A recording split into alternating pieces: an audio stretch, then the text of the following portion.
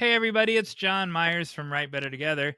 I will be teaching a master class this year at WriterCon in Oklahoma City, the end of August through September 1st. This master class is called Memoir: How to Successfully Cherry Pick 20 Small Moments from Your Life. Most writers have a preferred genre, but all writers can write a memoir. You're not writing your life story, you're writing stories from your life. Doesn't even matter your age, and you can write a memoir. In fact, you ought to write a few of them throughout your lifetime.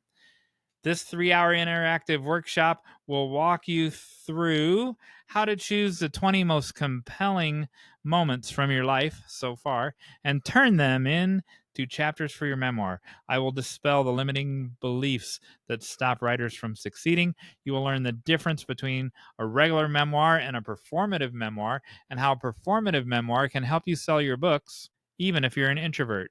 And if you're not an introvert, if you're a theater kid, you are going to be a natural.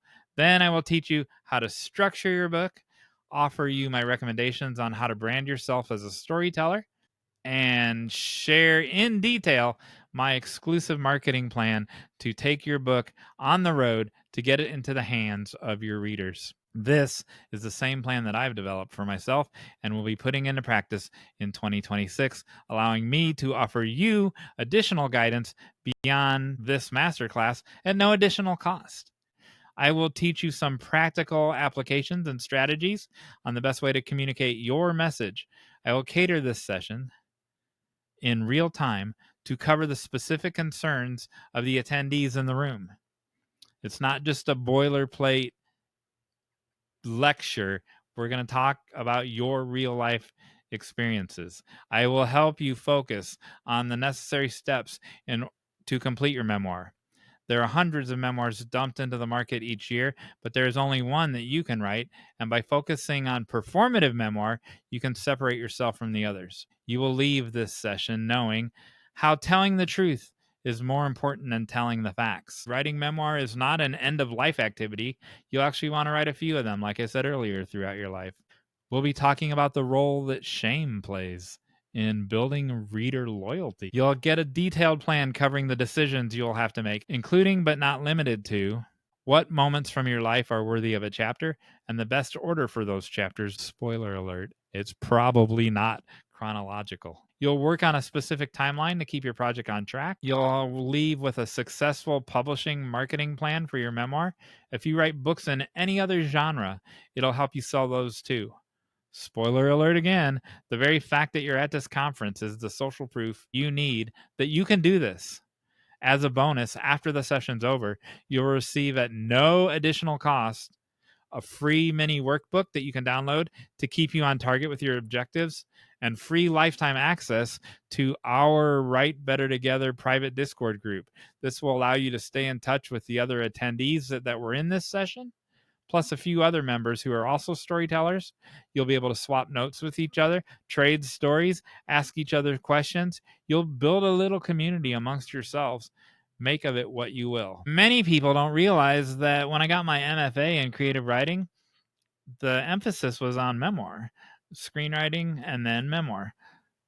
I've combined that education with my experience in teaching over 1,000 college students, along with hundreds of hours of conversations with professional writers, to build this class especially for you at WriterCon, August 29th through the 31st. The master class is on September 1st, Labor Day, at 9 a.m. to 12 noon on that Monday at WriterCon in Oklahoma City at the Skirvin Hotel.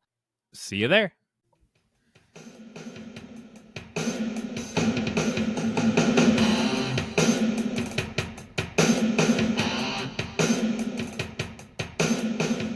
Welcome, everybody, to Write Better Together.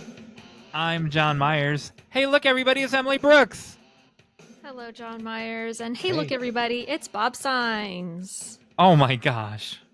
Oh, my God. What? Emily comes on and then she leaves. Well, I don't... She hasn't left. She's still here. The baby's growing nicely, too. You should see it. It's beautiful. You know, she's loving it. She's out of the closet. She was there for a few days, taking care of the baby, and Now she's back in the guest room, Oh, and thank goodness. yeah, it's excellent. Her husband has come to visit a few times. Oh, I didn't know he wasn't living there. Oh well, we can't have everybody come and live here. Who's And then who's doing the 2 a.m. feedings? I don't know. We've soundproofed the room, Oh so I my have no idea. goodness. What are we talking about today in real life? Well, Jon Meyers, there's quite a list. Yay. First, we're going to talk about how we got out of our bubble. Yes. Then we're going to do a viewer response, which is interesting. Yes. Then we're going to do an interview with USA Today best-selling author Yes. Heather Blanton, who writes romantic westerns, among other things. And then we're going to do a little Hey Jon Meyers. Yay. And I'm going to ask you the weirdest question yet. And then we're going to do the final act, which I still don't want to do. You will love this one because you can't lose. I don't care whether I win or lose. When you see the prize, you'll care. What is it, another rancid banana? Nope, no rancid banana, no half-eaten cookie. Okay. All right, how'd you get out of your bubble, sir? Went furniture shopping. Oh. We're changing our living room around. You've been in my living room. I have. When you walk in, you see a great big piano. Now, when you walk in, you don't see the great big piano right away. Where's the piano We at? have to move things around. It's in the corner of the living room. It's still there, but we've just moved it. I wanted to move it upstairs to the second floor, and the lovely piano movers came and said, "We're not taking that piano upstairs because it won't make it. It won't make it around this corner. We will either destroy the piano or your wall or both." And I went, "Okay, then move it across the room." And they said, "That's a good idea." And then Real piano movers, it came in the house, right? Yeah. Real piano movers would take it out of the house the way it came in and then tear out a window and bring it in with a crane through onto the second floor. That's how they do it. I've seen it happen. That's not anything that I am prepared to pay for. So then we decided to go get a new sectional for the living room since now we have room for it. And so we went out and my wife picked out a very nice sofa with a very nice cover on it that I like, and I bought it for her. So that's what we did. Is that straight kind of? No, it's not straight back. Is the chair that I normally sit in? Is it still there? You didn't get rid of my chair, did you? You did not get rid of your chair. Okay, I like that kind of straight backish chair. No, that chair is great. No, everybody sits in that chair. They love that chair. That's one.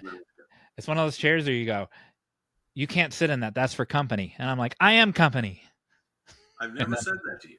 You can sit in any chair you want. Cool.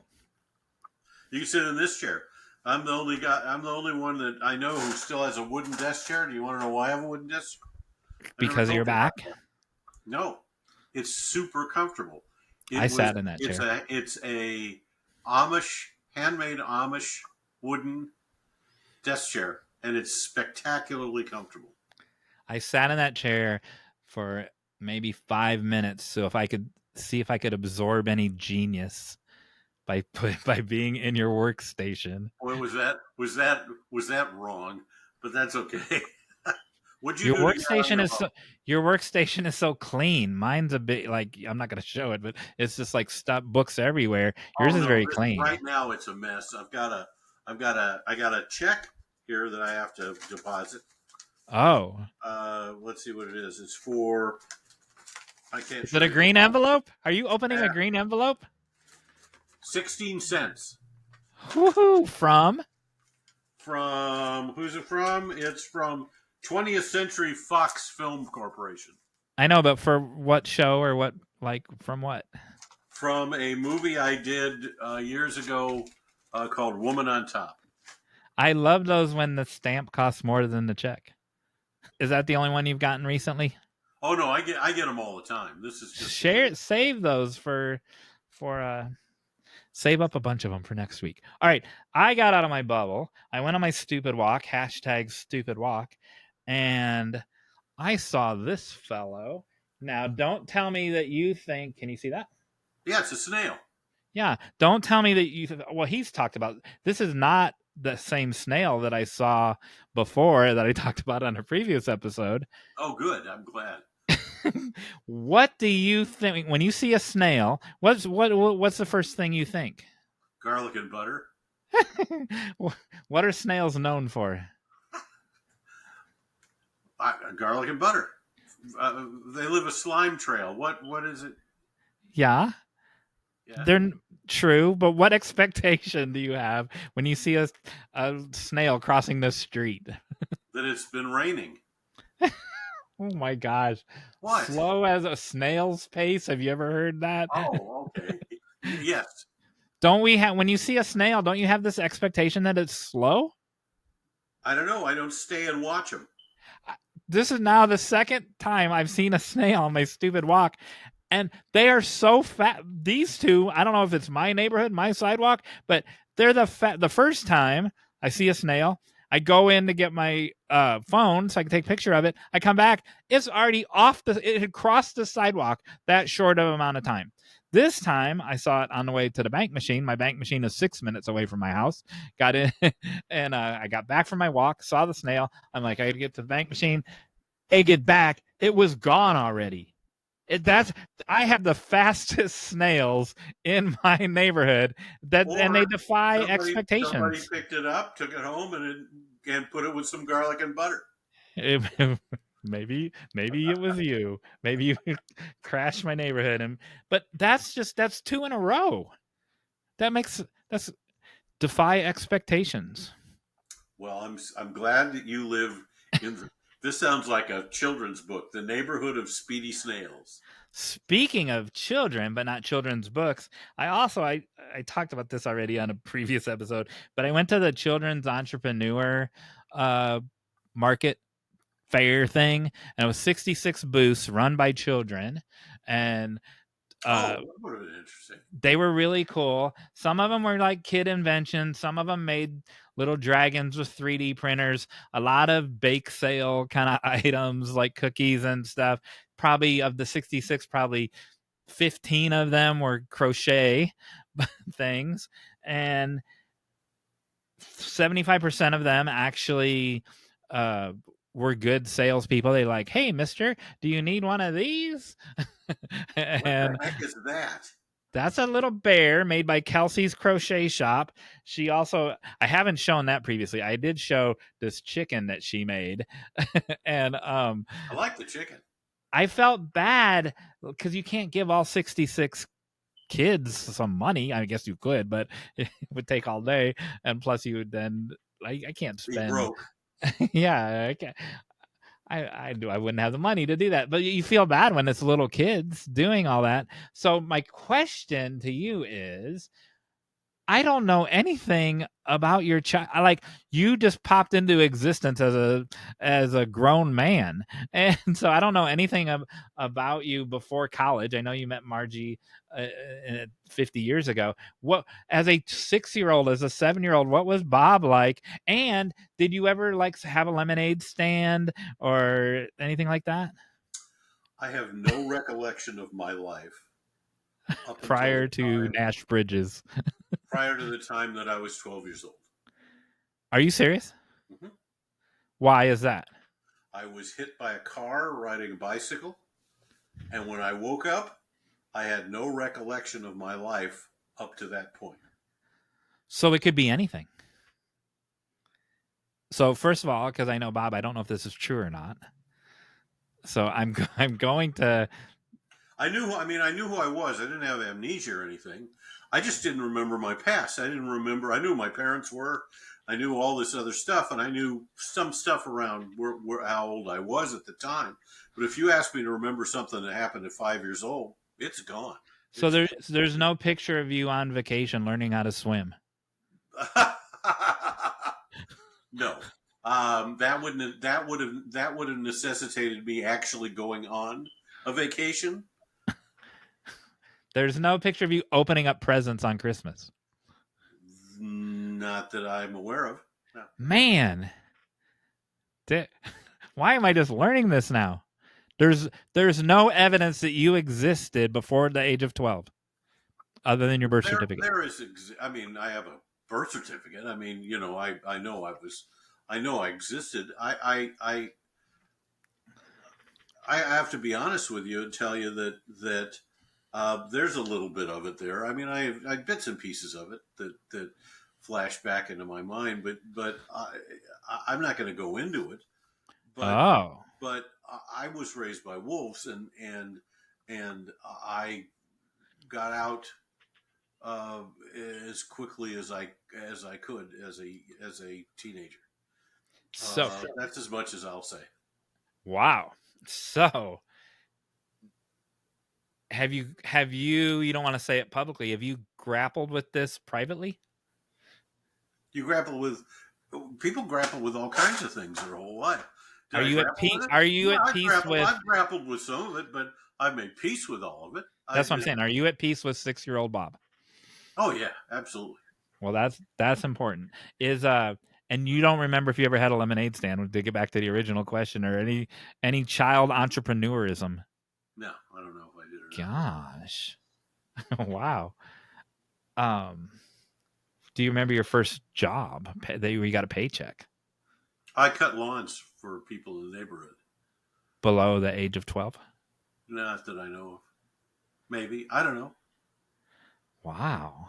This is amazing. So there's I was in the hospital with unconscious for a few days after I got hit by this car. I lost a couple of teeth down below. I lost these 2 teeth are fake. I lost a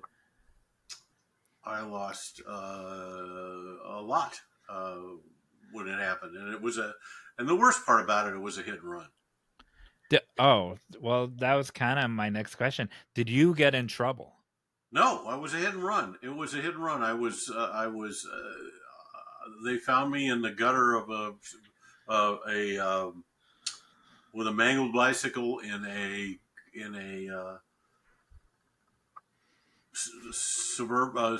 suburban street, a street with a bunch of houses on it. It wasn't like I was on my way to I think a Boy Scout meeting. And in a way, it's a blessing because in my 6-year-old, 9-year-old Jon Meyers, I was always getting in trouble for stuff I didn't do, which is why I don't like the falsely accused plot, like the Born Identity stuff. I don't like those plots because I didn't do like. See, that's the difference between you and me. Okay. Yeah. I just think, so what? That's not real. That's not me. I don't care. I mean, this is a very short time here on this planet. We're here for such a short time. And to look back and worry about what happened when and why, learn from things that happen to you and make sure you don't make the same. If they're mistakes, try not to make the same mistakes twice. Also learn, and treat people the way you want to be treated, and be kind if you can, and move forward with your life because you can't go back. Here's the first valuable life lesson I learned as a 5-year-old Jon Meyers. We're leaving the circus. We're leaving Bozo's circus. My little brother, my middle brother, my little brother isn't born. Bozo was in Chicago. Yeah, and my now middle brother, but at that point he was my little brother, is a baby, and I have a red balloon. And I am so glad that I have this red balloon. We're walking back out to the car. This is one of my first memories. I have an earlier memory, but it's on a video, or it's on a 16 millimeter film or whatever they had back then. And and my brother, a baby in my mom or dad's arms, had a blue balloon, right? Well, I am a responsible 5-year-old, and I hold on to my balloon, and then the 2-year-old lets go of his blue balloon. And they made you give your balloon to him. Exactly. Teaching the lesson of reward the irresponsible, and just because he reward whoever's crying the loudest. That's right. No. And so I lost my balloon, and For what? I was taught a totally terrible backwards life lesson. Reward the irresponsible. He should have held on to Remind his. me the next time I see you to get you a balloon. Thank you. Because it's been a minute since that happened. And as you can tell, it still It's so riles me up. traumatic. Last story, and then we'll move on. The same brother, you know how old is a kid when they have their first step? One, okay? So at this point, he's 1 year old, and they're filming him taking his first step down the hallway. He's holding on to both sides of the hallway, first of all, or I guess one side because he's little. And who cares? You're a baby. You're supposed. At that point, I've been walking for 3-4 years, and so here I come doing somersaults down the hallway. I get in trouble because I almost knocked over my little baby brother. Well, what's more impressive, a 4-year-old doing somersaults or a 1-year-old holding onto a wall?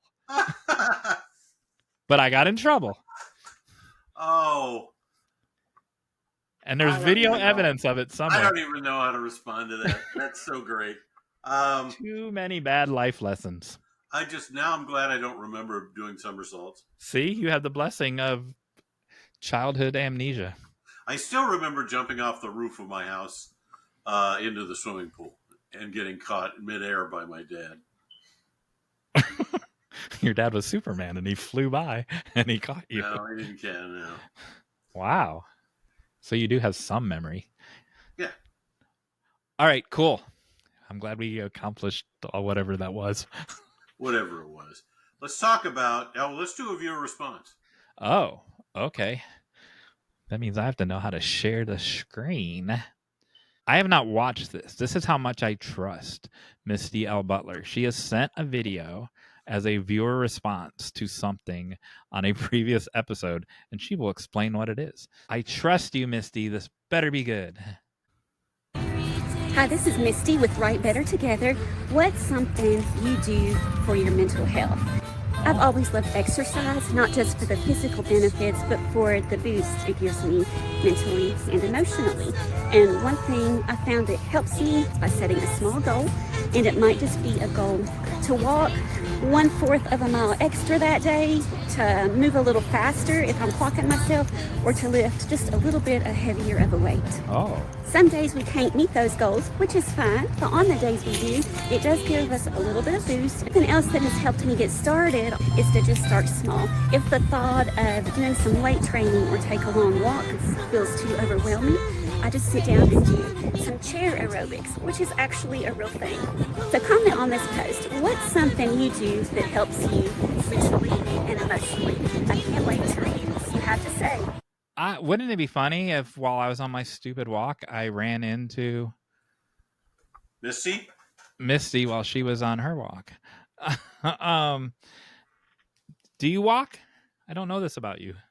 Yes, I have taken walks. I used to take a lot of walks with my wife before she couldn't do that anymore. So, yes, I walk a lot. When I play golf, we have golf carts, but I try and let the other person drive mostly and walk as much as I can. You know how Rocket barks at the golfers out behind your house? Yes. Does he, when you walk by, does he bark at, does he know it's you, or does he just think it's another golfer? He knows it's me. What does he do? He doesn't bark. Oh. Okay. Yeah, so I hate my stupid walk, but anyway, that's They're necessary. all I have to say about that. I recognize that shirt on Misty. That shirt is from either Crown Free or Trades of Hope, and I'm doing this off the top of my head. They rescue women who are like out of child marriages or sex trafficking or human trafficking or who are forced labor, and then they work for Trades of Hope and Crown Free and make these products, and you can support those efforts by and it gives them a livable wage. And a lot of them are like single moms, and they're all over the world. And That's some nice of them recognize that. And yeah, that sounds like a very, very good T-shirt to own. some of them made that shirt. All right, let's talk about now our guest. Oh. She is a USA Today million-selling author. She comes from Western North Carolina. She grew up there, was raised there, and still lives there. You're going to hear from her later that she's done. She loves living where she lives. She's written 36 novels, which is a lot. Her defining book is a book called A Lady in Defiance, which is now being shopped by a big production company as a limited series and is being turned into, and we'll talk to her about this, a narrative podcast, which I find super interesting. She is known as a Western historian. She's done a ton of research and has self-educated herself in Western lore and history to the point where she's visited all these places and found all these things and has made herself as knowledgeable as she can about all things Western. And we're going to find out what caused why she is so interested in that much education about it. And one of the last things we're going to find out about her is that she is a former journalist who worked as a journalist before she decided to become a novelist. And we'll talk about her move from journalism to writing novels. And so let's welcome to the podcast my friend, my wife's very good friend, and a spectacularly good writer, Heather Blanton. And we're back. Hey, Bob just introduced this person right here, but go ahead and introduce me to her, Bob. Heather Blanton. Yes. This is Jon Meyers. Nice to meet you. Jon Meyers is the other host. I'm only a guest host, while his real honest partner, Emily, takes care of her brand new baby. Yes. Are you saying that you're not honest? Is that what? No, I'm saying I am honest, but I'm the substitute host. You're the pinch hitter. Yes. And as the substitute, he can cause trouble and then let you deal with it. Yeah, that's pretty much the case. Don't encourage him. Well, he already has. It's too late. So Jon put this wonderful, and Emily put this wonderful podcast together. And he will explain the whole point of it, and we'll talk a lot about writing and about reasons for writing and about the mental aspects of writing. Okay. I'm waiting for you, Jon. I'm assessing Heather's countenance. Uh-oh. Listening intently. I'm calculating how deep to go with the first question. Bob and you have known each other for quite some time. I know that you're one of Margie's best friends. Aww. How did that happen? How long has it been? And what do you love about Margie? How's that for a first question? Aww. So I was in one of Bob's classes at the ICFF in 2021, but I wasn't supposed to be there, so I got kicked out because it was the academy and I hadn't paid for the academy. There was a lot of confusion. If I had known, I would have let her back in. But so I wandered outside. He had already talked about his book. It doesn't work that way. I always get your title mixed up. That's not the way it works. It's right there. That's not the way it works. And I was at the table and I started talking to Margie, and we were just like two little peas in a pod. We were two little sisters. We just hit it off, and we were chatting. Everything she said I agreed with, and everything I said she agreed with. And I told her the story behind A Lady in Defiance, which is my flagship book. And we just clicked. And what do I love about her? I love the fact that she's this tiny little thing, and you can tell she's what we call in the South lighter, not tough. She's a tough chick. I love her. That's a great description. Mm-hmm. Yeah, it is. It is. Do y'all know what light or not is? I Go will ahead. tell you. Okay, Yeah, go I will ahead. say, not everybody knows. Explain It's the the phrase. heart of an oak tree, and it is so hard you can't drive a nail through it. And if you set it on fire, it will burn for days. Oh man, that makes way more, gives more meaning and heft to that. And Margie, you know, she has trouble with her back, and you'd never know. She's just so tough, and she's so sweet, and she just keeps going. She's persevering. She does. And what was your first impression, Bob, of Heather? Oh, my wife said I met this woman that's spectacular, and we're going to be friends forever, and you can't do anything about it. And Can you hear her? she wants to talk to you about your book, and then I'm going to read her book, Lady in Defiance, and then she says I don't read westerns, and I don't read romance stories, but I'm going to read it because I like her so much. When she finished reading it, she said, "This is one of the best books I've ever read in my entire life." My wife does not lie.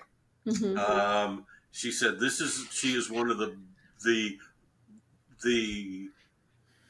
as far as a crafts person, as a writer, she said she's one of the best writers that I've ever read, and that I would read anything she writes. And this is not because she knew her. This is just because my wife was stunned at how great that book was. But everybody loves that book. That's why it's done so well, and that's why it's being made into a series, hopefully, and we'll talk about that. But it's also being made into a narrative podcast, which is also very interesting. That's going on right now, and that Heather should talk about that. It's Lady Defiance is being made into a narrative podcast, isn't it? Right. So, Lady in Defiance. Let me back up and just give you all a little information on the book. In 1999, my middle sister, there are 3 girls in my family, the middle sister, Susie, passed away from breast cancer. And she was literally one of my heroes. She was an unwed teen mother, but she wound up marrying the father of the baby. She got her GED. She became an LPN. Then she became an RN. Then she became a chaplain. And when she first got pregnant, we had just moved to this little town in the mountains, and there was that tension between the locals and the tourists and the people that were moving in trying to take over. And so when it came out that she was pregnant, you talk about a rumor mill going into overdrive. I mean, warp speed. To this day, I was 9 years old, and to this day, I still remember people calling us white trash. And that broke my heart for my sister, because I was like, I don't know what these people are talking about. She's not like that. She had to overcome a lot, and because it was a small community, even with all the tourists, as she began to nurse in the hospital and then got saved, became a licensed minister in the Church of God, which led to the chaplaincy, she really had a chance to love on people. And at her funeral, there were people that had 20 years earlier called her the most vile things. They sobbed on her casket. And my attempt to deal with my grief was I started writing a story about 3 sisters that got stranded in a lawless, godless mining town. And the funny thing about that was I was 10,000 words in, and my computer crashed, and I lost it. Whole thing, gone, irretrievably. Oh, I've never heard this part of the story. That was in 2000. So I had a new baby at the time, and I thought, well, okay, I guess I'm supposed to wait. I wasn't sure. But I came back to it in 2007, and in 2008, I had the manuscript finished. And it got passed around, got rejected, passed around, rejected. I got a new editor. He got me an agent. The agent got it back to one of the big publishers, and they loved it. And I thought it was going to get published, and it got to the contract meeting. And I don't know if you've heard this part, Bob, but as it was going around the halls, the editors at this publishing company, I had asked my agent, can I self-publish it? I'd like to sell 200 copies for my Relay for Life team. That was in February of 2012. By the time we got to the contract meeting in May, I had sold 3,000 copies. And the sales and marketing were like, she's tapped out. She's not going to sell anymore. By the end of that year, it had sold 8,000 copies. And to date, that one book has sold, I think, somewhere in the neighborhood of 130,000 copies. So that was when I was writing the book, I knew there was an anointing on it. So when I lost it, I was really surprised. But when I went back to it, I don't know, just God's timing. I knew it was supposed to be. And we need to make it clear that Defiance is the name of the town. A Lady in Defiance. During that 7 years, did you work on other things, or did you just raise the baby? I shouldn't say just, or did you raise the baby or because you put that story away for 7 years? I did, and I actually wasn't writing. 3 years later, I had another son, and I was taking them to preschool. I worked in one of the preschools for a little bit to help out. I was a very involved parent. But by the time they went to kindergarten and whatever that was, the fourth grade, I had tried homeschooling for a year. That was horrible. I didn't like it. So I put them in private Christian school. And that was when I was like, wow, I have time on my hands now. And so I actually got a job working for a vanity press doing PR for them. And I was around all these authors, and I was like, well, I can do this. And I was thinking about stories, and I wasn't thinking about that story originally. But then one day it was like God dropped a piano on me and said, write that story now. And I had it done so fast. One of the things we talk about on the show is that every moment that you've lived up until now has prepared you for this very moment. Mhm. Working for that vanity press was one of those experiences Yeah. that had that not ever happened, you would still have the same skill set, but it wouldn't be as refined and honed. You wouldn't have known all the things that you shouldn't do. Mhm. You learned a lot during however long you were at that. Not even 2 years. Yeah.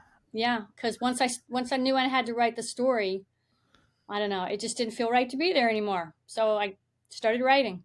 They paid you to learn, though. It's just They like when paid Bob me to talks learn. about, yeah, And like they, when you Bob, know what? And they also paid me to meet some incredible people. And I'll never forget one of the gentlemen that I worked with. I forget his name, but he was a Marine who took Iwo Jima. wow. I know. And I'm so glad I got to meet him. So that's like when Bob talks about working on set, being an extra, or just anything. You're getting paid a small amount, but you're getting paid to learn. You're Yeah. getting an education. When I worked on the TV series, I mean, I had a part that big, but while I was there, it was like going to film school Yeah. because Yeah. I could. Don Johnson let me be on the set every day and watch what everybody did and ask questions and talk to them about what they did and why they lit it this way and why they were using the camera lens they were using and how it all worked. And it just informed every bit of my writing Mhm. at this point, to where it seriously was like going to film school. It was amazing. How did it? So from 130,000 sold to a narrative fiction podcast, what happened in between those?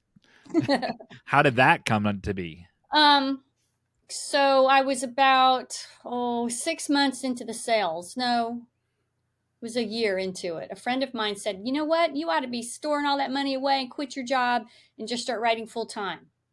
But the funny thing was when she said it, I knew I was supposed to. It was like, that was the download from God. Time to quit full time. So I wrote the second book, and I wrote the third book, and in between I wrote a couple of other books. And they all started selling. And they all sold pretty well for me. Yeah, praise God. And they still sell. And I'm just, I recently, I let several of my books, I went into a right sharing deal with a publisher because I couldn't handle the backlist. I was just getting overwhelmed, So I'm with CKN Christian Publishing now. They're an imprint of Wolfpack Publishing, which you guys have probably never heard of, but Wolfpack is really well respected in the world of Westerns. So I thought they were a good fit, and I have enjoyed working with them. Good to know. Did you approach the narrative podcast people, or they approach you? So back in 2015, I wrote a script for A Lady in Defiance. And a friend of mine was working on the AMC show Hell on Wheels, and he's the one who encouraged me to write it. And then I wrote it, and I didn't know what to do with it. So I tried to shop it around a little bit. And in 2017, a small producer out of Texas optioned it. And he actually got it to Netflix. And Netflix said, well, if you can put $1 million on the table, we're interested in this. But he couldn't. So I let that one expire. And then the next team that came by that tried to option it, we kind of went back and forth for like 9 months. And by the time we got to okay, this is our offer to you, it wasn't remotely what the first offer was. So I didn't feel comfortable signing with them. And that was really shocking because if I said who they are, you'd know them. And I was like, that was so stupid. Why did I pass on that? But I had no peace. So I let it go. And 2 weeks later, Beautifully Flawed Productions reached out to me because they knew my former agent. And they wanted to turn it. They saw A Lady in Defiance not as a TV movie. They saw it as a limited TV series. And I was like, I like that. And it's good. It's a female-driven company. Sherry Rigby and Claire Lee, and they see the story and they just love it. They're very passionate about it. And I love them both. They are just super amazing quality people. Yes. Who are on the up and up in every single way they can be, and are just terrific. And I'm really happy that Heather's involved with them because I just have a really good feeling about working with them. They both have such a spirit of excellence, and I like to work with people like that. And I just, I don't know if it'll make it to TV or what's going to happen with it, but I just have such a good feeling about working with them. And the interesting thing is that they came to her after they had decided to do it. They're still looking at the limited TV series and they're still pursuing that, but they came to her with the idea of turning it into a narrative podcast to generate some interest. And I know that there are some narrative podcasts out there that have gotten movies and series made. So I think it's a great idea. Well, it seems to be a trend now with the big publishers. They're taking their books and they're turning them into dramatized novels, really, old time radio.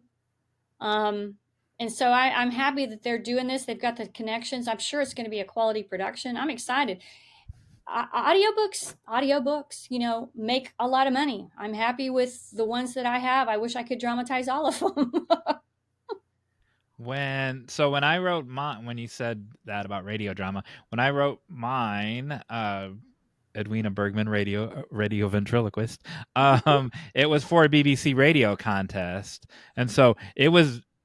In my case, it wasn't, hey, I want to sell this, and then it'll catch on, and then someday people will buy it for a TV series or movie. It was genuinely designed for that, for radio, and so it lent itself well to that. When you told us before we came on that you had seen the scripts and you had to make a couple tweaks, and did you see it with new eyes once you saw it as a radio drama, as a narrative fiction podcast? New eyes. It was different. New ears. Because I'm going to be really interested to see what the final production is like, because I felt like there were a lot of things in the script that were visual, and I'm like, how's that going to translate into sound? So yeah, it's going to be an interesting process. How many characters are there in the podcast? Oh, well, there's 3 sisters. There's Charles McIntyre, the guy who owns the town. And then there are some minor characters. There's a lot. I've never counted them, but there's a bunch. Yeah. But less than were in the book. They'll have to be, I would think. Now, in the first 3 episodes,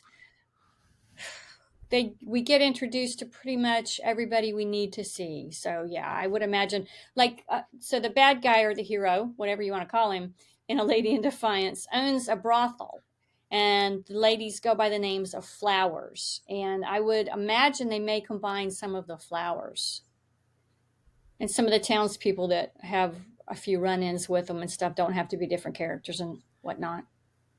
Since they were, we don't do politics, so I don't want to get into politics of all of this, but since it was back in old Western times, one of the things when I wrote mine was, because it was in the BBC guidelines, is make sure that you have this multicultural aspect, because it's easier for the listeners to tell the characters apart. And right. So I had Scottish people, I had Brit people, I had Indian people, and I had American people, because it was set in Chicago. Yeah. How was that even a factor for yours that's set in when? 1878. 1878. Was that a factor or Absolutely. No? Okay. So I'm a huge history fan. I love history, love Westerns. And the West was such an eclectic mix of people. It really was. So in the first book, I've got Hispanic and Native Americans. And one of the sisters has a love interest, and he's Scottish. He's actually based on Sean Connery. That was who I saw in my head. Let's talk about your Western research. Okay. Let's talk about how much of a research junkie you are and how important research is to basing your script in the reality of the time and the reality of what was actually going on then, and using that research to build better story.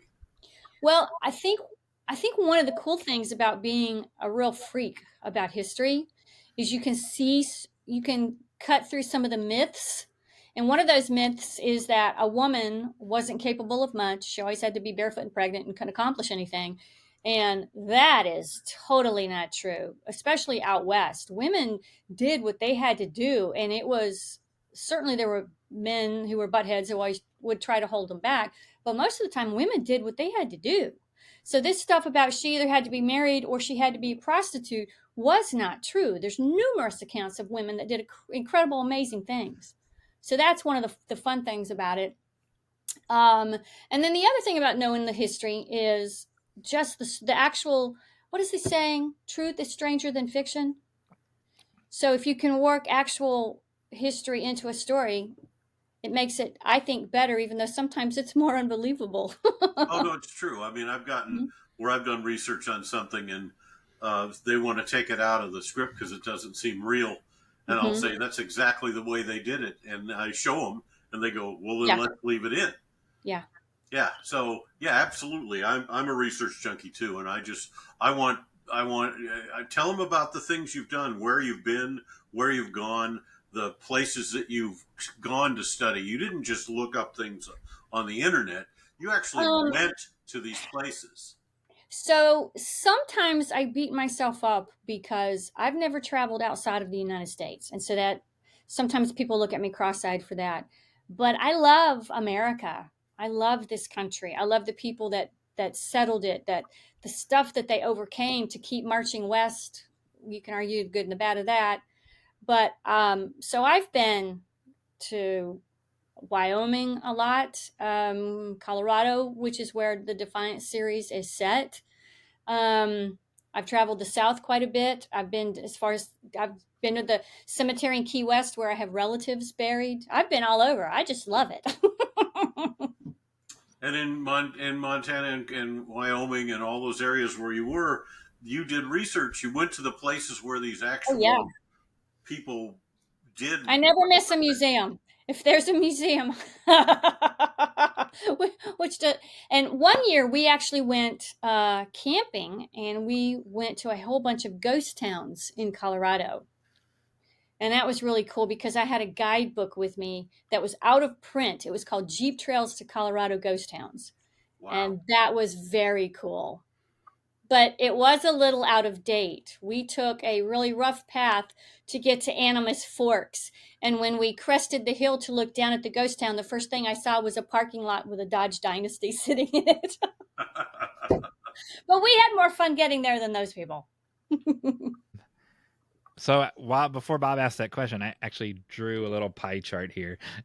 If this is your skill set and your talent, what percent is research? It's got to be huge. And then there's prose, and then there's your voice, and then there's story. The thing about research is I've always done it. It started out with watching Westerns with my daddy on, Sunday night when Bonanza was on. And through high school, I read Louis L'Amour books. I mean, so I've just always had, this desire to know what was going on out west. And so how much of it's research? I think over the years, it's almost 50-50, I think, to be honest with you. Because I've always been writing. We have had long conversations about our mutual interest in doing thorough research before we write about something. And I really believe it makes every author's writing better. Mm-hmm. Absolutely. And you just get the nuances of the way things actually went.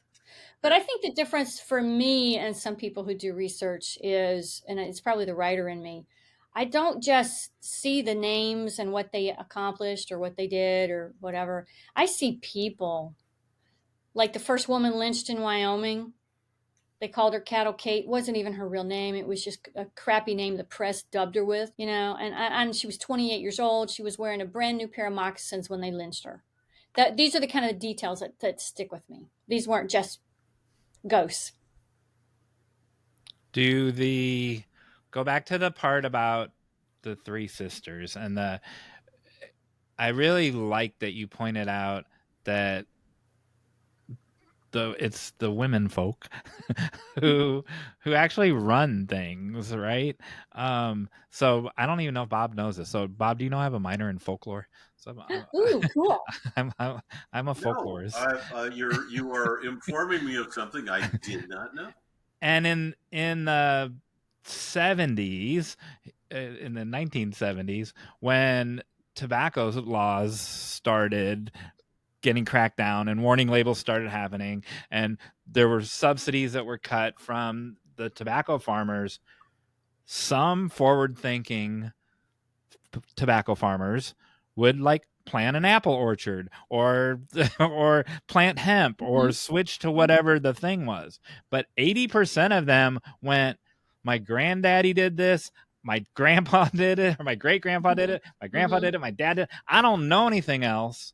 And so the women are like, we've got a farm, we've got a house, we can't lose the house. So they would start raising chickens and selling eggs at the farmers market. It was the women. There's been entire books written about this. There's been women who saved the family farm, and you rarely hear about that. Unless you're looking for it. And I wrote a book called Defiant Ones, and it's just research that I did that I turned into blogs, and then one year I put it in book form and I gave it away to my readers. And it has over 60 stories of women who did amazing things to build or settle this country. Now, I want you to tell John what's happening with Defiant Ones. So, Beautifully Flawed Productions, they're going to come back to it next week, I think, because they've had a rough week this week, from what Sherry said. But they want to take Defiant Ones, and they want to look at the women specifically from the early the colonial period, and they want to do short docudramas and put it on their streaming service. Cool. And there were some really, really cool women who did amazing things in the Revolutionary War.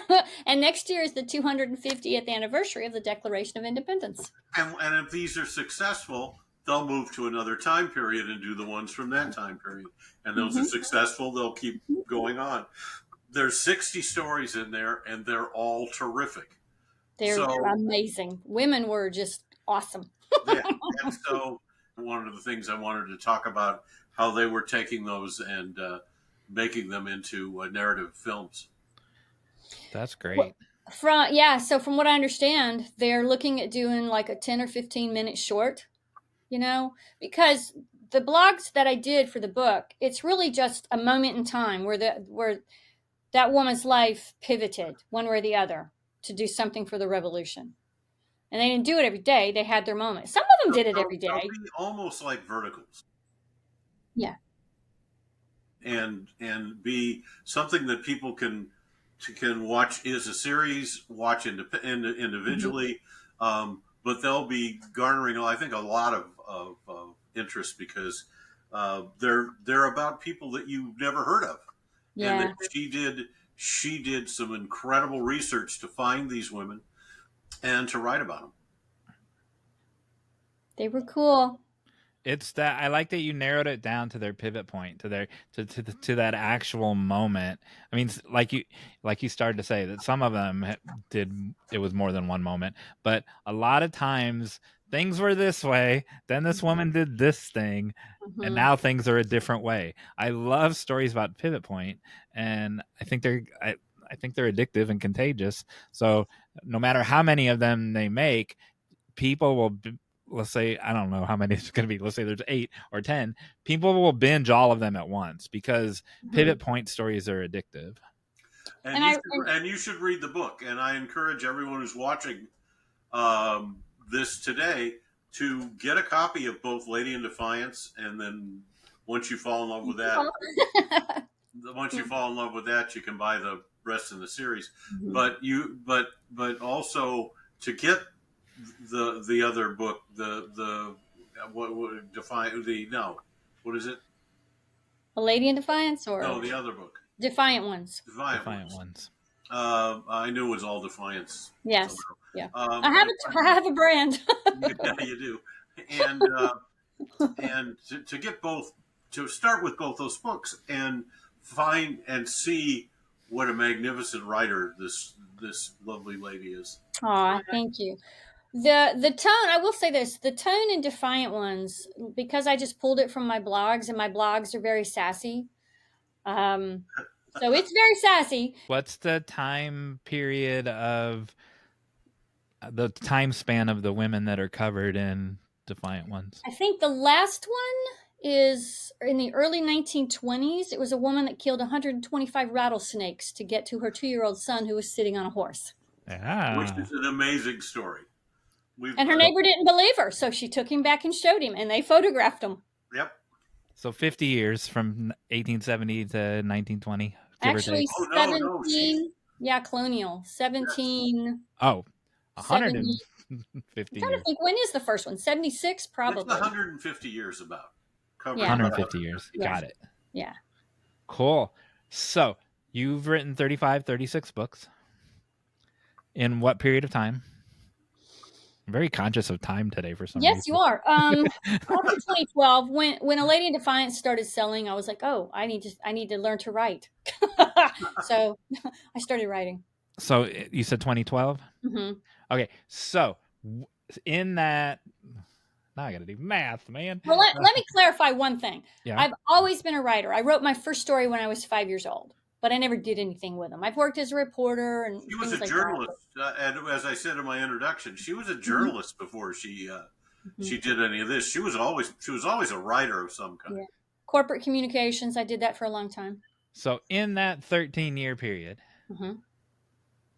talk about pivot points. You finally did the math. Go ahead. What I know. I let you talk for a while I did the math.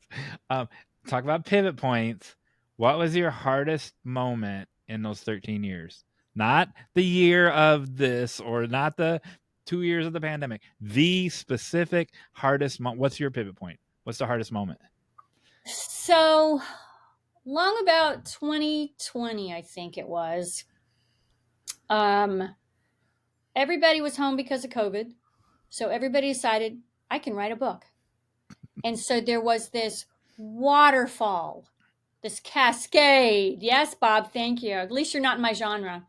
But there were all these people that thought they can write books. And so there was this flood of books onto Amazon. And it crushed everybody's sales. And so we were all scrambling, trying to figure out how to get our sales back. And the Lord... I got really disgusted and was thinking about quitting writing. But you can't quit. You know you can't quit. But the Lord reminded me of that story from Luke chapter 5, where Peter comes up out of the boat and Jesus tells him to launch back out into the deep. And I was like, I don't want to hear that. Launch back. Because if you read it, Peter's like really disgusted. He's like, Lord, we fished all night and didn't catch anything. I'm like, Lord, I've worked for years. Not where I want to be. He totally argues with him. He's like, that's not where the fish are. I know. Go catch that on the other side of the boat. So he had to give me that scripture 3 times. And finally I said, okay, I needed to figure out, what is the deep? What are you telling me? And the deep is where you're over your head. You don't know what you're doing. You're alone. You only have Jesus to depend on. And what I got out of that was screenplays. And I was like, really? It's hard enough to sell books. So I started writing screenplays. And I'm still writing books, but I do screenplays and write for hire now too. She just got, and we're not going to talk about what it is because she can't talk about it, but she just got hired as a write for hire to write a screenplay for a producer. And she called me when she got the job. She was so proud of herself. I got a job writing a screenplay. Good. And I can tell you it's an underdog sports story. They said I could say that. Oh, good for you. And So when three different people Was it 3 different? You said you got Luke 5 from 3 different from 3. You heard it 3 times. Was it from 3 different people? No, just from the Lord, but 3 different times. 3 different times, unrelated to each other, but it kept coming back. Yep. I love that. It was and it was funny. It was like the second time I could almost sense I better listen. By the third time, I could almost sense that he was getting ill with me. Since you didn't listen the first 2 times. Mm-hmm. That'll Yeah, happen. So even for non-believers, that'll happen where they'll hear something in Kroger, and then they'll hear something from a good friend on the phone, and then they'll hear something a third time, whatever, in a class or at a writer's conference, and Start listening. 3 times it gets your attention. Yes. Yeah. I finally was like, okay, fine. I'll figure this out. But she's become a good enough screenwriter that people are hiring her to write screenplays for hire. She's got a natural. God gave her a natural ability to write. It is a gift. It is absolutely a gift. Not that I'm the best in the world. It's her talent, and what's great about it is she's understands it's her talent, and she's going to use it, and has used it, and it's I admire her ability so much. Aw, thank you. I Gosh. do. You're a better writer than I am. No, I'm not. He's just being humble. He's a great writer. And you know what? I can tell you this is honest to God truth too. Your book changed my approach to screenplay writing because I felt like all of the camera direction and stuff was very distracting from the story. And you were like, just write this. Your book says, just write the story. And I was like, I can do that. So, yes, you can. Mm-hmm. And write it the way you see it, and write it the way you want to. Don't listen to all these rules about what you have to write where. Yep. So on that note, we have 2 viewers right now that are waiting for your call to action. Tell them to do something, to get out of their bubble, get out of their comfort zone, and then once you tell them what to do, I will tell them how to get the results of what you told them. So I didn't mean to jump into it, but my call to action was I was going to talk about that Luke chapter 5 and challenge yourself. Go someplace and do something you're not familiar with and get out of your comfort zone. Write a different genre maybe, or a whole different medium. Try something different, but keep stretching yourself. Get out and start speaking. I don't much care for public speaking, but I just did a Lions Club, so that was fun. Go into the deep. That's the thing. Go into the deep. I think that's great. That was the perfect setup. And you're doing that right now in that you're writing a screenplay that is not a Western. Right. But so Bob and I kind of butt heads a little bit on the structure thing, but I can see the structure in the story. So, every story, if it's written correctly and well, has that structure in it naturally. Automatically. Yeah. So viewers, go into the deep, get out of your comfort zone. And I like how she said, just because she's writing out of her genre now on her first write to hire job. And so if you're a poet, go write a memoir piece, a short, a short chapter for a memoir. If you're a memoirist, go write something fiction. Do something outside of your genre. What do you do with it? You can respond to our show notes on writebettertogether.com/podcast. The show notes are at the bottom. You can every week when we post the episode on Facebook, you can respond underneath the Facebook post with the call to action. There's actually a call to action page on the website, the same, that you can respond there, or you can put the story on in the comments. This is where most people actually put them, in the comments underneath the YouTube, and then we'll talk about it on a future show. Yes, we will. Can I add one last thing? Oh, sure. So this is actually my second write to hire job. The first ICFF that I went to in 2021, I met a producer and had a project that he wanted a writer for. And so he hired me to write that, and he wound up dying. So he did. He just had a heart attack and died. And that could have been a moment when I was like, okay, maybe I'm not supposed to be doing this. And I did ponder that, but I really felt called just to keep going. So don't give up. So my first screenplay, I did. Bob knows the story because I told him the first time I met. I reached out to a producer, something you should, in a way that you should never do, and Uh-oh. he gave me a first look contract. Dude, that's not even a thing. It's not even a thing anymore. And he said, yes, right. It was from a popular sitcom that hadn't been on television for 30 years, and no money will exchange hands. But he gave me permission to write it. It was typed on a typewriter. That's how old he was, and but it didn't have an expiration date, and I was new, and I didn't know. I didn't even look. I just overlooked it. I still have it. It's over there on the letterhead. And he died. He died at the age of 101. And so Oh. now I have this non-disclosure agreement, first look deal with a dead person who, and his family had, the estate has the right to the characters, and they're working on a Broadway play with them. They don't care about my story because I wrote a feature based on his sitcom. But yeah, the same thing happened to me. The guy died.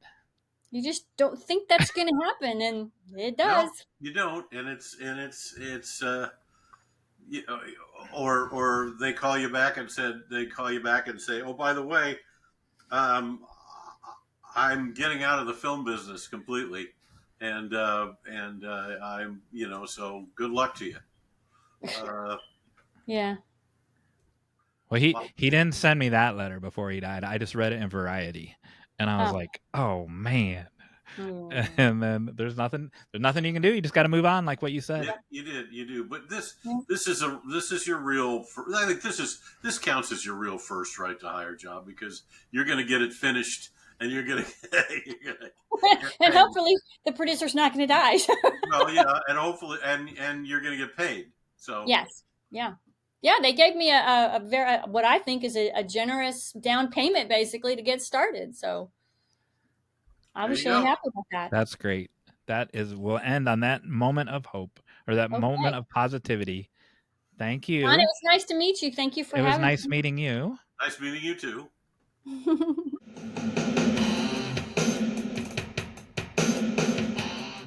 Man, that was so good.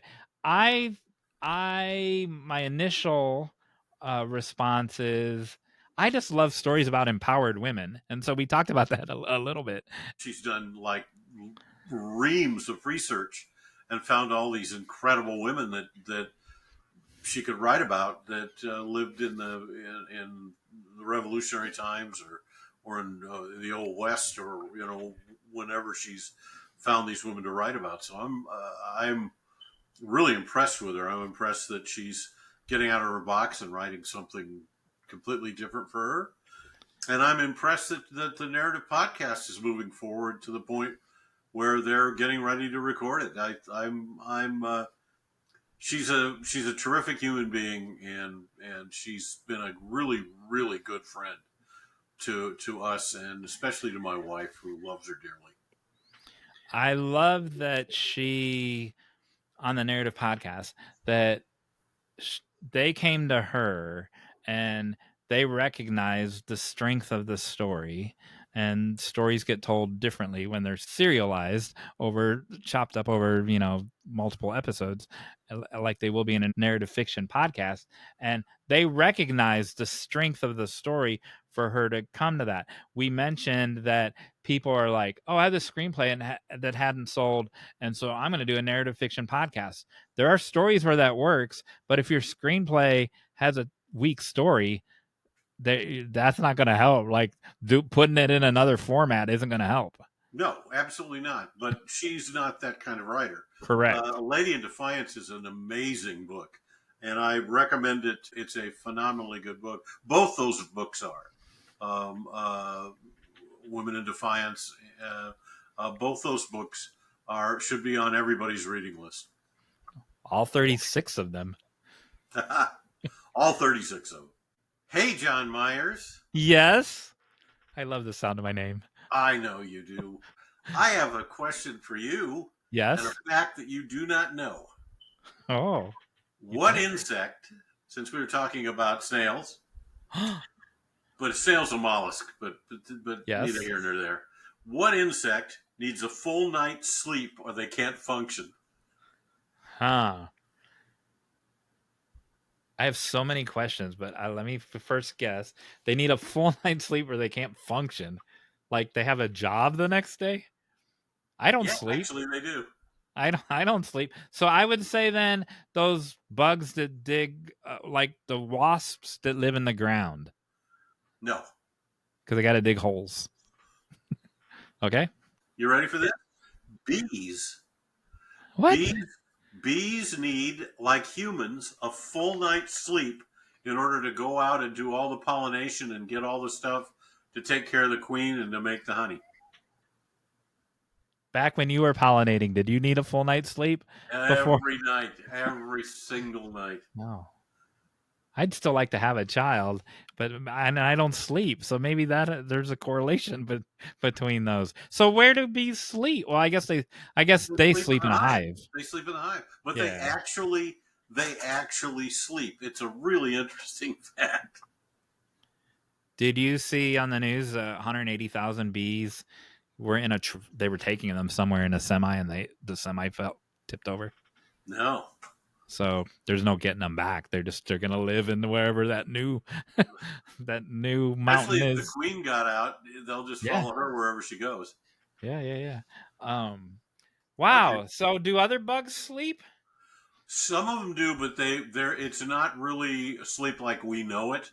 They do rest, and they rest with their eyes open. But bugs do have a rest period. Wait, so bees sleep with their eyes closed, but there are other bugs that sleep with their eyes open or rest with their eyes open. How do you know all this? I'm a fountain of worthless information. Oh, that's not worthless. I have a new friend, Brittany. Hi, Brittany, and she knows everything that you could want to know about several species, and insects one of those. So I will fact check you to see if, well, not fact check. I will have her do a deeper dive on what percent of animals sleep with their eyes open, and what percent of insects sleep with their eyes open and sleep with their eyes closed. But bees do need a full night's sleep. Do you know those little gnats that fly around bananas? Speaking of the banana that we're not going to give you as fruit a prize. Flies. They're called fruit flies. Do they live in the banana? Like where do they come from? I have no idea. I think they come out of the banana. I think that I used to in biology in high school, we bred fruit flies and then we dissected them and we checked their DNA to make sure that their eye colors and all these things. It was really interesting. You remember that, but you don't remember if you had a lemonade stand or not. Well, this was after a lemonade stand. Oh, that makes sense. Wow. I'll set a lemonade stand up in front of my house and we can just get on with it. Yes, I would like that. I want to see a picture of you selling lemonade. So if you don't have, right now, there's no bananas in the house. I guarantee you, if I were to bring a bunch of bananas in the house, the next day there would be those fruit flies, and they're not on the bananas when you buy them. They're not on the bananas in the car, but when they appear. I think they live in your windowsills. Not in mine. I have the world's cleanest windowsills. I don't know. All right. I don't know where fruit flies live. Okay. So I think you should ring your bell. Thank you very much. That signifies the fact that everybody should go down to the bottom of the YouTube screen. Yes. And they should hit subscribe button and then hit the little bell so they can get notifications to all the new things that Write Better Together sends out, which are quite a few. One last thing on this. I want people to send me a letter, a snail mail letter, and tell them how much they like me. They can like the video, but I want them to like me. And you said last week I was needy. Don't you want people to like you? Not necessarily. I'm going to be speaking at this conference. Like, you don't want them to not like you. I like people and I like my friends, but do I care if somebody likes me or not? Not really. You speak at conferences, you want them to like you. There are people online that hate my guts. Okay, but they're not going to come see you at an appearance either. You want people to No, they like aren't. you, so they can. People, when I go to places to appear, there are people who will come to see me, and I Yeah, appreciate it more than anything in the world. And I'm glad they like me. that's what But I'm do I saying. need it? No. Okay, be careful what you wish for. I want everyone to like me. No, I don't. I don't want everyone to like me. I don't want There bad are people. serial killers out there that probably. Ah!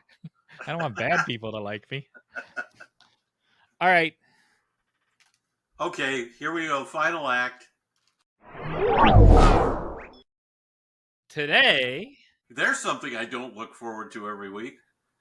well, I'm going to change that now because today you will not only be winning a real autographed picture of Jeff Foxworthy right there. Real. You will actually, and you're going to say this isn't real, but I'm going to prove to you that it is real. So I'm cutting you off at the pass. A real script from the Jeff Foxworthy show, an actual shooting script from episode number 215, January 13th, 1997. Do you know how I know it's real? Because it has the different color pages. It has the yellow and the pinks in it where they where the script supervisor put in the rewrites and stuff. So Where did you procure this? Let me tell you, funny you should ask. So when people go, how much is my script worth? Here's your answer. 1997. It's increased in value over the years. I got it at Goodwill for 50 cents. That's how much your 50 cents to you. That's how much your script's worth. No, so it was $5, and there's also a story behind it. It was $5. It was on the 90% off shelf, so now that's why it was 50 cents. And poor Jeff Foxworthy, because just think how much these people got paid to write the script, and then I bought it for 50 cents. But there's a letter in there. I'm not gonna embarrass the nonprofit. It was at a celebrity auction, right? And so he had donated this. That's why it's signed, and that's why it has his picture on the front of it. Because normally your script wouldn't have a signed autograph picture of it. And there's a little note, like just a little 2-sentence note that says, "Have a great time at your auction, and I hope it goes to a worthy cause." So whoever bought this at the auction wound up taking it to Goodwill. No, shame on them. Somebody bought it at the auction. Yes. They passed away. Kid boxed up all their stuff and sent it to Goodwill. That could be. That's a way better explanation than the one I had. Did you know that if you take something to Goodwill, that it might not wind up in the Goodwill that you take it to? It all goes to processing, and so you take one in Nashville, and I take one in New York. It goes to this processing center, and then they re-divvy it up. Oh, who needs books? Who needs medium women's shirts? Who needs men's suit coats? I don't need any medium women's shirts. It's like a big giant cookie factory. And last thing I know about Goodwill is Deseret Industries, owned by the Mormon Church. Yes. They have their own version of Goodwill. Do. Goodwill buys stuff at 10 cents on the dollar from them because Goodwill cannot keep up with the demand of how many people are buying stuff at Goodwill. So they buy the leftovers from Deseret Industries. That I did not know. Fascinating. All right, today you will be playing the cube. White cube in a white room. Please tell me you haven't played the cube before. Okay, I haven't played the cube before. Have you played it before? I don't know what you're talking about. Well, you're going to know in a second. Yeah, well, you must not have played it before. The cube has been featured, I think, on Oprah and everything, man. All right. Ask me how many times I've watched Oprah. How many times have you watched Oprah? I don't think I ever did. I watched Oprah when I cared about the guest. Michael Essany. Do you know who Michael Essany is? No, but I watched Tom Cruise bounce around on a sofa once in a repeat. Yeah, there you go. Michael Essany was from he's from Stephanie's hometown. He was on Oprah. All right, so imagine yourself that you're in an all-white room. Okay. Okay. I saw your eyes look up. That means you actually were taking my cue, and you were like actually imagining. So you imagine a white room. Yeah. Why your body language is way too closed for your arms are crossed for this fascinating game that you're playing. Because you All know right. what I think about these games. Go ahead. All right. So you're imagining an all white room. Okay. In that room, imagine a cube. Okay. Is it big or small? What's your definition of big? Just answer. Is it big or small? It's Compared to the room. It's small. Oh. Interesting. Is it on the ground or is it hovering in the room? It's on a table. Oh, where'd the table come from? I didn't give you permission to imagine a table. Well, if I'm going to imagine myself in a room, it better have a table. I have to have some place to eat. All right. As you look at the cube, Yes. are you facing a flat side? Oh, look, I got a cube right here. A flat side or a corner? A flat side. Flat side. Thank you very much. Flat side. Is it solid or is it transparent? It's opaque. Translucent. I always wanted to use that word somewhere, so I got to use it. Okay, so opaque. Thank you. What color is it? Is it solid color or is it a design? And if it's a solid color, what color is it? It's got a design on it. It's got little foxes that are running away from horses. And have you played this game before? No.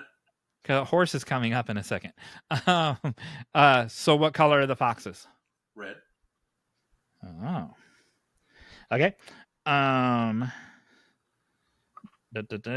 What color is the design? I just asked you that. Now, imagine a ladder. Okay, where's the ladder? Where'd you put the ladder?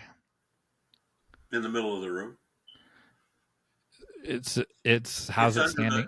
It's right under the beeping smoke alarm that I need to pull out of the wall. Okay, so how is this ladder standing up? Like this? So it's an A-frame ladder. It's not like a straight ladder. All right. So it's self-standing. Yes. All right. Is it a tall or a short ladder? It's a medium-sized ladder. Talk about hedging your bets. No, it's.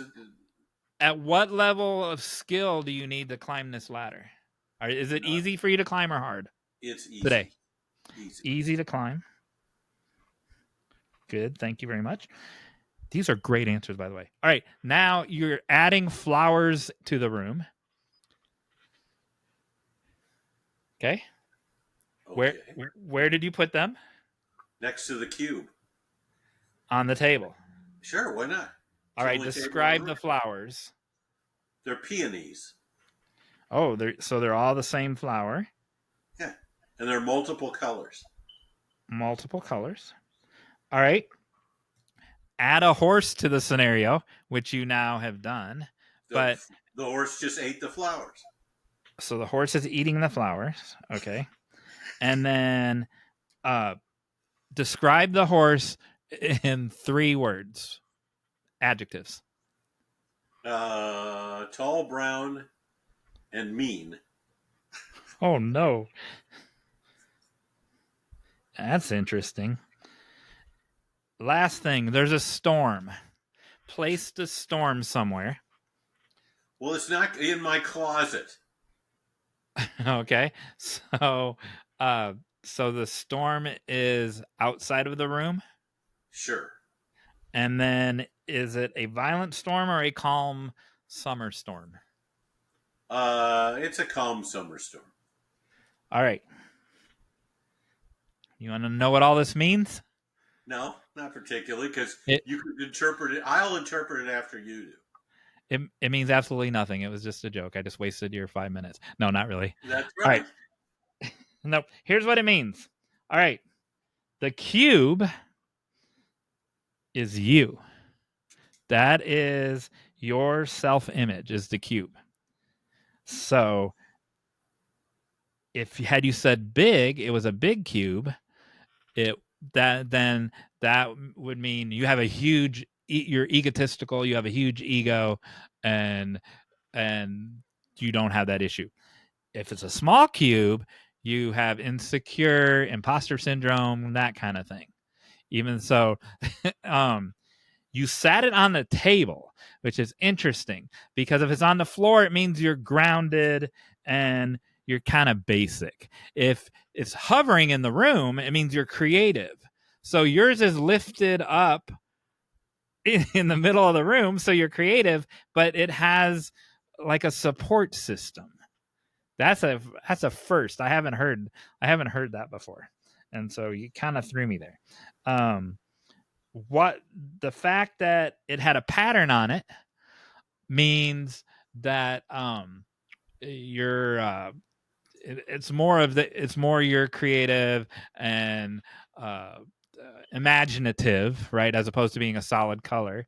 I don't remember your answer of straight or corner. Straight.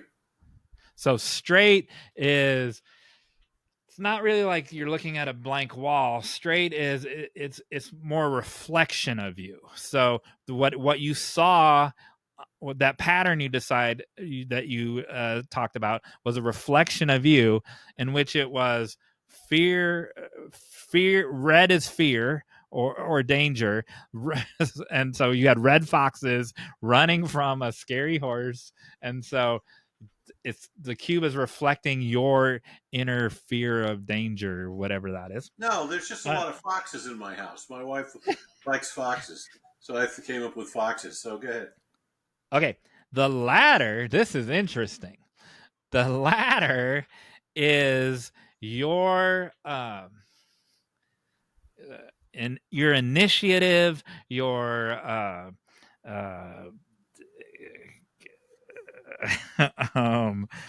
there's a better word than initiative. I can't think of it. Your inclination, for lack of a better word, to succeed. And so if most people lean it up against the cube. So that means your self-worth, your tendency to succeed is tied to your to your identity. You don't have that. Your ladder is separate and it's freestanding from your identity. That's very healthy. And so when people lean the ladder up against the wall, that's also very healthy because it's not connected to you in any way. It's set separate from the cube. Yeah, the fact I need to change out the smoke alarm too. Go ahead. the fact that it's self-standing, it's not leaning against anything. So your aspirations are not contingent on anything else, on any other factor. That's very healthy. That's very fascinating. The horse. Oh no. The flowers. I skipped over the flowers. You didn't really have much to say about the flowers other than they were all uniform. That's your appreciation for accolades, like for flowers, and yours were getting I just eaten. bought my wife a bunch of peonies to plant, so that was why I knew that name for the flower. And yours were getting eaten by the horse, so your accolades were getting eaten by the horse. Now, the horse. Oh my goodness! I don't need any accolades. Go ahead. Well, that's why you were letting the horse eat them, because you don't really care about the accolade. Like, you didn't put them in a nice vase, you didn't arrange them, you let the horse eat them. All right, the horse is your ideal mate. The horse is your ideal mate, who you described as tall, brown, and mean. Oh, Margie is none of those things. Nope, she's not. And I would never mate with a horse, so we're okay. No, it's a metaphor for No, your it's not life, a metaphor for anything. for It's your just life all partner. And meaningless so garbage. I could come so up with a whole nother thing. then the final thing was and this was also a healthy answer, when you added a storm, you said it was in the closet or outside of the room. Some people will add it into the room and it like just totally screws up the horse and the table, or there's no table normally, Chaos. but the flowers, and it's chaos. You can keep troubles. Storm is troubles. You can keep troubles at a distance. How about that? You Yep. can you put it in a closet. You can compartmentalize your troubles. So I would say I would say that was a pretty good assessment of you, except for the ideal mate. I have an ideal mate who is I know, that's what I'm saying. sweet, and has a gorgeous mane. So you're these are all just somebody made all this stuff up. Did you how did Heather describe Margie? As cute and tough. Tough? Well, yeah. Not mean though. She's not mean. No, but she's I've not. met her. She's not mean. She's tough when she needs to be, but she's Tough. Everybody loves her because she's the sweetest, nicest human being on the earth, and that I do believe. Do you love horses? Huh? Do you love horses? I do like horses. So there you go. I learned to ride as a young man. Me too. All right. Good job. Are we done? I think you won this script. I hope not. Keep it for yourself. If you're going to have it, keep it at your house for me when I come visit, and I will come visit it.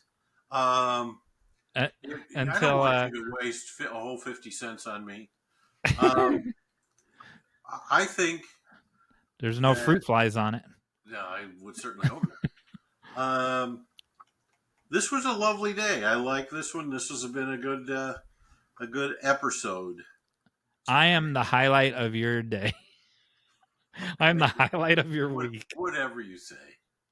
Someone needs to do the cube on me, man. But that's the thing. Once you know it, you can't now you already know what you should and shouldn't say. So no one can do the cube on me.